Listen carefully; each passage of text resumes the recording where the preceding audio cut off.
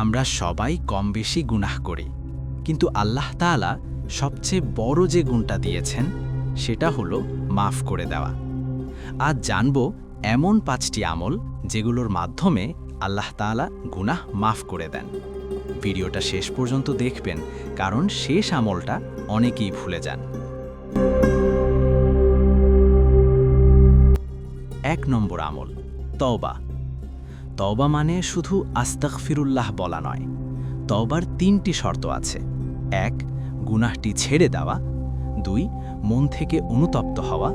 3, ভবিষ্যতে আর করব না এই নিয়ত করা। আল্লাহ বলেন, যে ব্যক্তি আন্তরিকভাবে তওবা করে আল্লাহ তার সব গুনাহ মাফ করে দেন। গুনাহ যত বড়ই হোক, তওবার দরজা সব সময় খোলা। 2 নম্বর আমল, নিয়মিত ইস্তেগফার। প্রতিদিন বেশি বেশি আস্তাগফিরুল্লাহ পড়া খুব সহজ কিন্তু শক্তিশালী একটি আমল।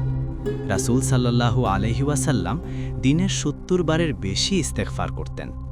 ইস্তেগফার শুধু গুনাহ মাফই করে না, রিজিক বাড়ায়, মনের অশান্তি দূর করে। 3 নম্বর আমল, 5 ওয়াক্ত নামাজ। রাসূল সাল্লাল্লাহু আলাইহি ওয়াসাল্লাম বলেছেন, একজন মানুষের দরজার সামনে যদি একটি নদী থাকে আর সে দিনে 5 বার গোসল করে, তাহলে কি তার শরীরে ময়লা থাকবে? সাহাবারা বললেন, না। নামাজ ঠিক তেমনই। 1 ওয়াক্ত থেকে আরেক ওয়াক্তের মাঝের ছোট গুনাহগুলো মাফ হয়ে যায়। 4 নম্বর আমল, রমজানের রোজা। যে ব্যক্তি ঈমানের সঙ্গে এবং সওয়াবের আশায় রোজা রাখে, তার আগের গুনাহগুলো মাফ করে দেওয়া হয়। রোজা শুধু না খেয়ে থাকা না, চোখ, কান, জিহ্বাকেও গুনাহ থেকে বাঁচানো, এটাই রোজার আসল শিক্ষা। 5 নম্বর আমল, সদকা ও মানুষের উপকার। রাসূল সাল্লাল্লাহু আলাইহি ওয়াসাল্লাম বলেছেন, সদকা আগুনকে যেমন পানি নিভিয়ে দেয়, তেমনি সদকা গুনাহ মুছে দেয়।